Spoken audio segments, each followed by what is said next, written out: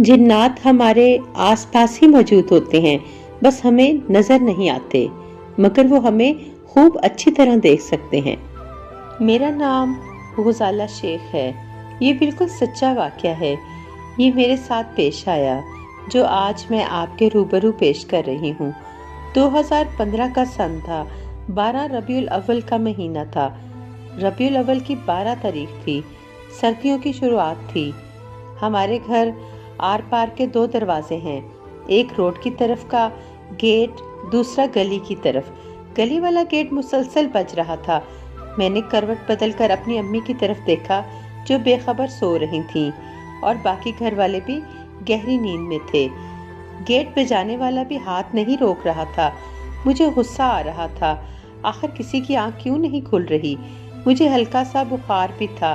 खैर, हिम्मत करके उठ के सहन में आई, आसमान की तरफ निगाह चली गई।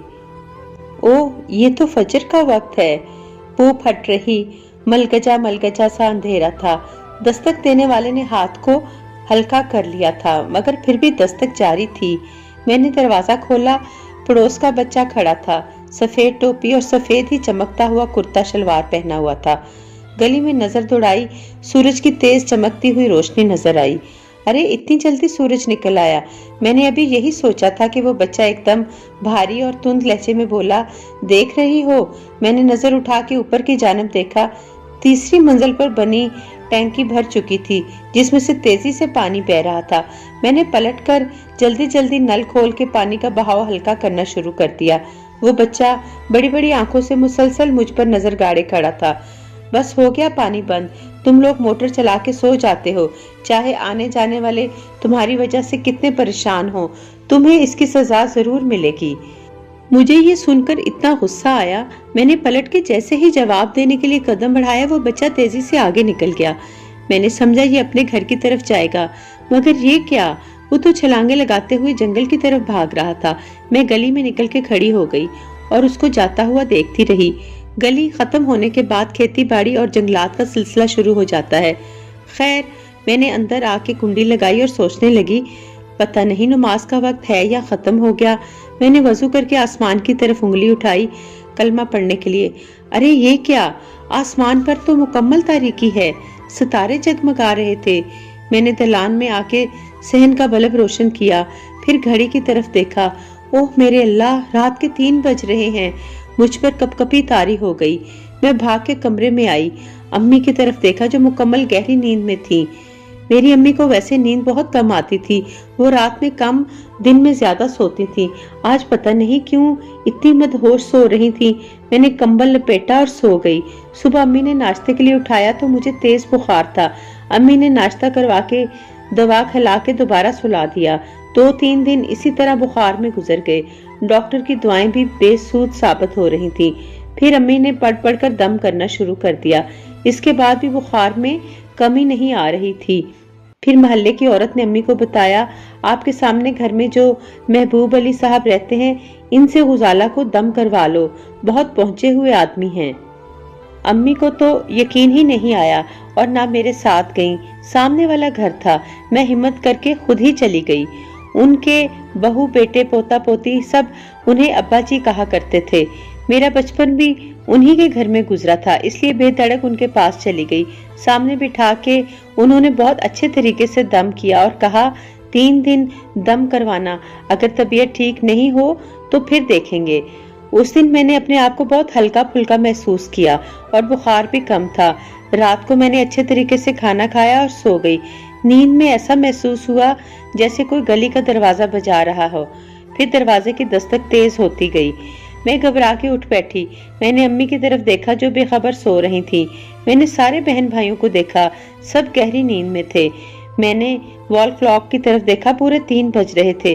पानी की मोटर भी चल रही थी और शायद टैंकी भर चुकी थी। फिर पानी गिर रहा था। दरवाजा भी मुसलसल बज रहा था। मैं खौफ से कांपने लग गई। समझ नहीं आ रहा था कि अम्मी को जगाऊं, मोटर बंद करूं या दरवाजा खोलूं। फिर एक जोरदार धमाका हुआ और मोटर में आग लग गई। धमाके की बदौलत सारा घर जाग गया और दरवाजा बजना बंद हो गया।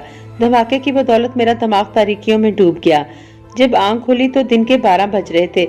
अम्मी ने महबूब अली अब्बा जी को बुलवा लिया था और वो मुझ पर दम कर रहे थे। मुझे होश आता देखकर सबकी जान में जान आ गई। बेटी बताओ क्या हुआ था? मेरा दिमाग काम नहीं कर रहा था। फिर अब्बा जी ने और अच्छे तरीके से दम किया। शाम असर मगरब के दरमियान उसको दम करवाने लाजमी भेजना। वो अम्मी को तंबी करके चले गए। फिर अम्मी मुझे खुद मगरब से पहले लेकर गई। दम करने के बाद दोबारा पूछा, अब बताओ क्या हुआ था? फिर मैंने सारी बात मनोअन दोहरा दी। ठीक, अब तुम घर जाओ, कल बात करेंगे। दूसरे दिन मुझे दम करके घर भेज दिया। अम्मी को रोक लिया। अम्मी घर आई तो परेशान लग रही थी। भाई टैंकी की मोटर बनवा के ले आया था और उसको दोबारा उसी जगह लगा दिया। रात हुई, भाभी ने मोटर चलाई, पानी भरा, मोटर बंद किए बगैर सो गई। वही रात के 3 बजे जोरदार धमाके से घर गूंज उठा। पता चला मोटर में धमाका हुआ है और मोटर बंद हो चुकी है। किसी ने कहा मोटर ठीक नहीं बनवाई, किसी ने कहा चालू काम करके दिया है। घर में सब अलग अलग बातें कर रहे थे। सुबह हुई, मोटर को दोबारा अच्छे कारीगर के पास भेज दिया। 2 दिन बाद ठीक होकर आ गई, दोबारा फिट हो गई। रात हुई, पानी भर के मोटर बंद कर दी। 3-4 दिन एहतियात करके फिर भूल गए। रात के 3 बजे जोरदार धमाके से मोटर बंद हो गई। सारा घर उठ के बैठ गया। फिर सुबह फौरन सामने वाले अब्बा जी को बुलाया गया। उन्होंने अच्छी तरह जगह का मुआयना किया और कहा कल आके सूरत हाल बताऊंगा, कहकर चले गए। तुम लोग अब मोटर मत चलाना। जोहर के बाद अब्बा जी और कहा तुम लोग मोटर चला के भूल जाते हो, एहतियात नहीं करते। तुम लोगों की वजह से दूसरी मखलूक परेशान होती है। रबीउल अव्वल की रात को शहनशाह जन्नात की सवारी जा रही थी। तुम लोगों की टैंकी से पानी बह रहा था। उनकी सवारी बुरी तरह भीग चुकी थी। वो वापस पलट गए।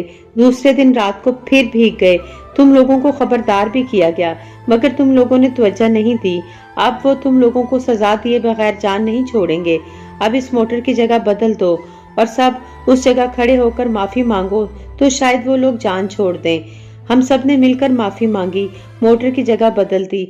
हम समझे शायद जान बख्शी हो गई है, मगर ऐसा नहीं था, बल्कि हम पानी को तरसने लगे। रोज मोटर में कुछ न कुछ हो जाता। अब्बा जी 1 महीने के लिए भारत चले गए थे। दिन रात अल्लाह से दुआएं मांगते। अब तो मोहल्ले वालों ने भी पानी देना बंद कर दिया था। अल्लाह अल्लाह करके अब्बा जी 1 महीने के बजाय 2 महीने बाद वापस आए। उनको सारी सूरत हाल से आगाह किया। फिर उन्होंने 3 दिन का चिल्ला खींचा। फिर सारी सूरत हाल से आगाह किया कि रबीउल अव्वल की रात को शहनशाह जन्नात हजूर अकरम सल्लल्लाहु अलैहि वसल्लम की महफिल में जा रहे थे। पानी में भीगने की वजह से वो महफिल में शिरकत न कर सके, इसलिए सख्त जलाल में आए हुए थे। बहुत माफी तलाफी के बाद इतना हुआ कि बस 1 घंटे रोज पानी भरते। अगर दूसरा घंटा शुरू हो जाता तो कभी प्लग जल जाता, कभी तार, कभी बटन। अब्बा जी ने हमारे लिए बहुत मेहनत की। शहनशाह जन्नात से मिलने के लिए वो जंगलों में जाकर चिल्ला काट के आते। सिफारिश, माफी, गर्ज, उन्होंने बहुत जान लड़ा दी। ये बात मुझे जब पता चली जब वो बहुत बीमार थे। मुझे बेटी बनाया हुआ था। मैं उनकी तबीयत पूछने गई। इतनी बीमारी में वो भारत जाने की तैयारी कर रहे थे। सब बेटा बेटी रो रो के रोक रहे थे। वो एक ही बात दोहरा रहे थे, मेरे जाने का वक्त आ चुका है, सब कमरे से जाओ, कहकर मेरी तरफ मुतवज्जा हुए। पानी और मोटर के बारे में पूछा। फिर उन्होंने मुझे सारी सूरत हाल बताई जो मैंने आप तक पहुंचा दी है। दूसरी सुबह वो भारत रवाना हो गए। सबसे छोटा बेटा साथ चला गया। 1 हफ्ते बाद पता चला वो भारत में इंतकाल कर गए। बेटे ने वापस आकर बताया कि अब्बा जी जन्नातों की महफिल में जाने लगे थे। उनको इत्तला मिल गई थी कि उनकी मट्टी भारत में लिखी है, इसलिए उन्हें कहा गया कि यहाँ से रवाना हो जाओ, और वो भारत पहुँच गए वहाँ की मट्टी में दफन होने के लिए।